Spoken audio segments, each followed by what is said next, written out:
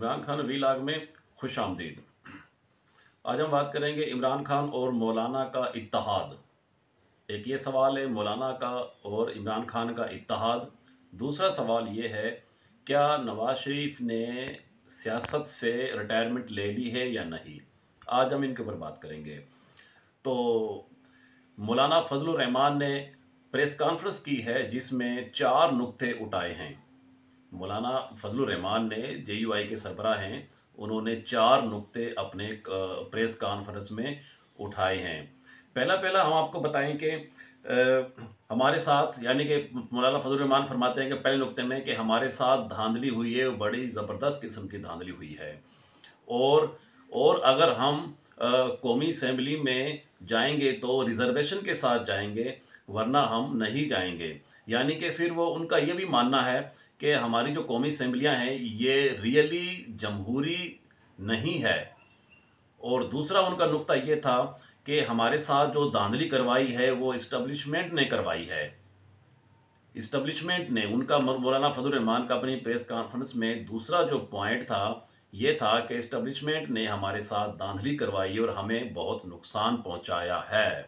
मौलाना फजलुर रहमान ने अपनी press conference में तीसरा पॉइंट ये उठाया है कि हम अपोजिशन में बैठेंगे, बल्कि साथ में ये भी इशारा किया है कि मियां नवाज शरीफ को मैं दावत देता हूं कि हमारे साथ अपोजिशन में बैठे। तीसरा और चौथा पॉइंट जो है उनका ये है कि हम हुकूमती इत्तेहाद का हिस्सा नहीं बनेंगे। लिहाजा विलाग में हमारे में ये 4 पॉइंट हम डिस्कस कर चुके हैं, बताएंगे अभी आहिस्ता आहिस्ता आप लोगों को इनके बारे में बताएंगे। तो उसका जो मौलाना फजलुर रहमान का अपने प्रेस कॉन्फ्रेंस में ये एक यानी कि सीधा क्लियर कट उसने कहा है कि हमारे साथ धांधली हुई है, बल्कि बहुत बड़ा धांधला हुआ है। JUI के सरबराह मौलाना फजलुर रहमान ये बयान कर चुके हैं। उसके बाद उन्होंने और अपोजिशन में बैठने का भी ऐलान किया है और साथ में मियां नवाज शरीफ को जो दावत दी है कि हमारे साथ अपोजिशन में बैठे। इसके बारे में थोड़ा सा नाज़रीन आपको बताएंगे कि ये ऐसा क्यों किया है। बल्कि उस तरफ तो मुस्लिम लीग नवाज गवर्नमेंट बनाने के चक्कर में है, अपने नंबर गेम पूरे करने के चक्कर में है। पर ये बता दूं कि पार्टी के अंदर, जो नवाज ग्रुप की पार्टी के अंदर मुस्लिम लीग में थोड़ा सा इख्तलाफ चल रहा है। मियाँ साहब ये चाह रहे हैं कि हम अपोजिशन में बैठें, क्योंकि अक्सरियत उनको मिली नहीं है, मैंडेट मिला नहीं है, सेक्रीफाइस करने के चक्कर में है। बाकी जो उनकी जो बेटी मरीम नवाज है और उनका भाई जो मियाँ शहबाज शरीफ है, वो ये चाह रहे हैं कि हम हुकूमत बनाएं। तो लिहाजा यहाँ पर इनका आपस में थोड़ा सा इख्तलाफ है। तो मियाँ साहब अब इस वजह से थोड़े से खामोश भी हैं। चलो ठीक है, वो बनाते हैं तो बना लें, पर उसने बाकायदा प्रेस कॉन्फ्रेंस करके दोनों के नाम नॉमिनेट नहीं किए हैं। मियाँ साहब ने न शहबाज शरीफ का वज़ीर आज़म के लिए, न अपनी बेटी मरीम नवाज का CM पंजाब के लिए।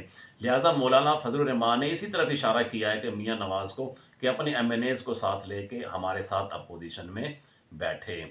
तो इसके बाद हम आपको थोड़ा सा दूसरी तरफ लेकर चलते हैं कि मौलाना फजलुर रहमान ने बाकायदा प्रोग्राम बना लिया है एक तहरीक चलाने के ऊपर, और वो तहरीक इसने मार्च में डिस्कस कर ली है कि मार्च में हम ऐलान करेंगे, रमज़ान महीने में ऐलान कर देंगे और एक ईद के बाद एक बहुत बड़ा मार्च हम शुरू करेंगे, यानी कि एक तहरीक चलाएंगे। और इनकी तहरीक जो होगी गवर्नमेंट के खिलाफ होगी, इस्टब्लिशमेंट के खिलाफ होगी, क्योंकि उन्हीं पे वो सीधा डायरेक्ट उसने अपनी प्रेस कॉन्फ्रेंस में हिट कर दिया है कि इस्टब्लिशमेंट ने हमें हरवाया है।